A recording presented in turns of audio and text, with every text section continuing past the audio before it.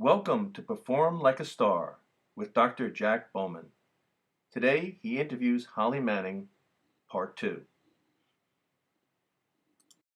I'm Dr. Jack Bowman, and I'd like to welcome you back to our Perform Like a Star series, Part 2, with Holly Manning. Holly, welcome back. Hi, Dr. B. It's good to be back.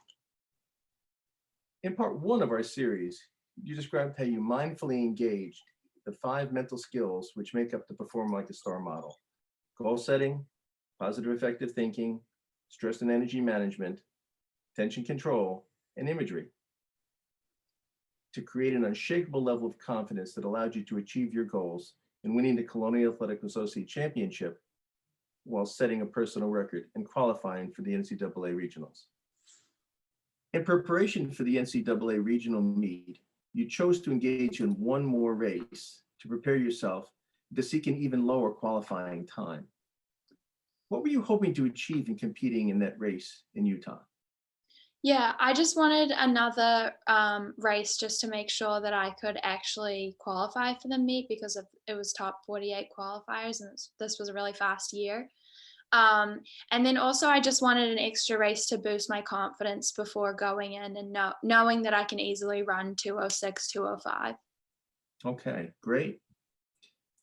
Can you identify the level of difficulty that you perceive this race to be, both physically and mentally, and how it demanded that you bring up a high level of mental toughness to accomplish your goal?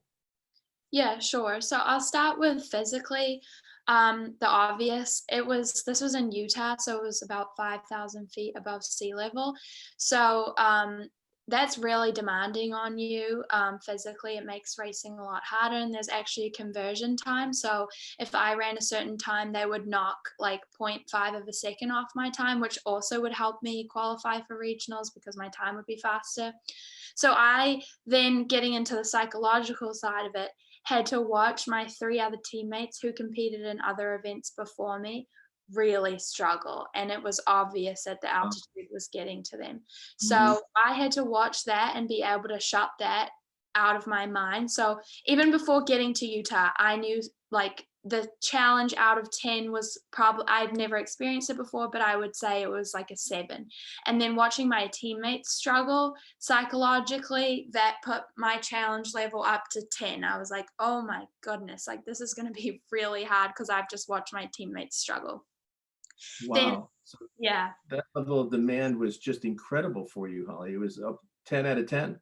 yeah, it was scary. I've never been that scared before in a race. In an article published in 2002 entitled, "What is this thing called mental toughness?" Graham Jones and his colleagues stated that mental toughness is probably one of the most used and least understood terms in all of sports psychology. Over a decade later now, we have a definition for mental toughness that states that it is being able to consistently remain determined, focused, confident, and feeling in control while under pressure. So, in terms of mental training, this translates into teaching athletes how to find ways to view something as beneficial or useful when faced with difficult or challenging situations. Your ability to reframe this daunting situation there in Utah into something where you felt positively aroused and challenged was something you were able to demonstrate in preparing for and running of this race. Can you tell us how you accomplished this, Holly? Yeah. I think the biggest thing for me was having the mental plan because the mental plan was not affected by altitude. It was, if I had that plan, I could execute that no matter where I was. And that also kind of lends to the fact that I didn't want like the situation to define me. I could find a way to reframe the situations and make them all positive. For instance, the track was in a beautiful place. Like I could just look around and see all these beautiful mountains. And like, how could I not be happy running there? Mhm. And secondly, the air is thin up there. And that's a bad thing for getting oxygen, but it's a good thing to run fast. So during the race, all I could think about was like, okay, the air is thin. You're moving through the air fast, fast, fast. And like, there is 2 minutes to think. So I'm just repeating these words as I'm running.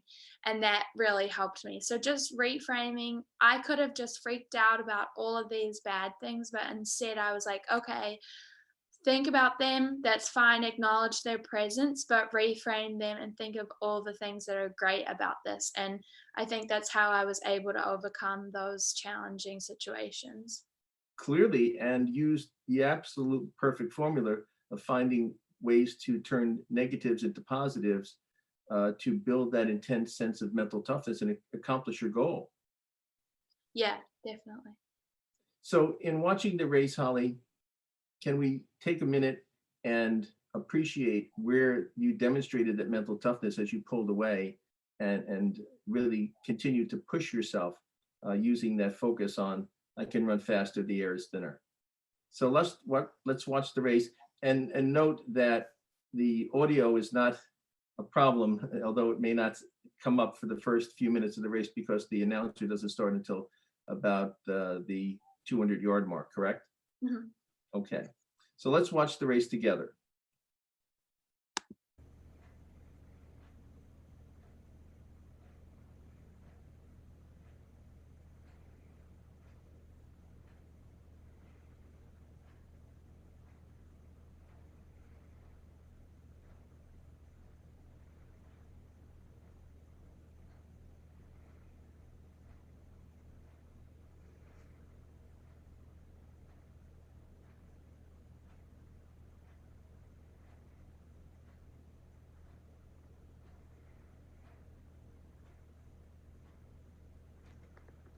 A nice 30-second opener here in this women's 800.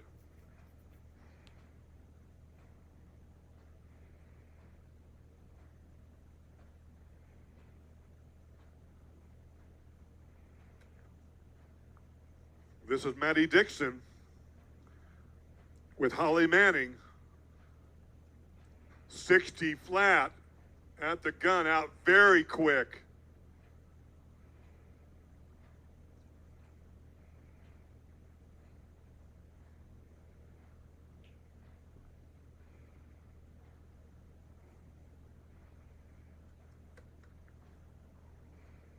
Maddie Dixon steps off. This is Holly Manning from the University of Delaware, who's run 206 already this year, 131 at the 600. Can she hold it?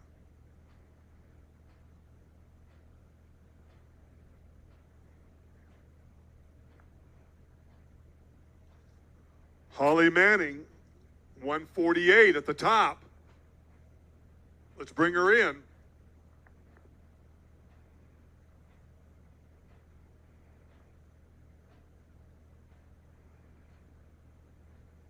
Holly Manning, Kelly Holiday. In viewing this race, Holly, it brings up a quote for me from Ralph Waldo Emerson. He said, "That which lies before you and that which lies behind you are of small matter compared to that which lies within you." I think you demonstrated here that it was not things going on around you, but that which was within you that allowed you to perform in this way. How would you like to describe that? I really like that quote, and I definitely agree with it. I think the thing that was within me was my mental plan, which basically just allowed me to have a lot of refocusing tools when the noise around me got too much, or even the thoughts in my own head. So having that was definitely a good tool to allow me to reframe all the negatives into positives. And I get that it's really hard to just say, oh, reframe the negatives into positives. But if you have something there that you can fall back on that you know has worked before, like my conference race, it worked for me so well. That just gives you that extra boost to actually be able to reframe those negatives into positives. Excellent, Holly. Well, Holly, we have now covered two of the most important psychological skills and strategies: improving your level of self-confidence and building mental toughness. You've demonstrated how you were able to do both of those things in two very difficult and different situations. And you're sharing this with young runners and even mature runners who need to build their mental skills, like you said, in addition to their physical skills as they train. I think will be invaluable going forward. And I want to thank you so much for taking the time and being with us here in the Perform Like a Star series, these last 2 episodes. Thanks for having me. I've had a lot of fun. To download a Perform Like a Star free article and program guide, go to mindplusmuscle.com.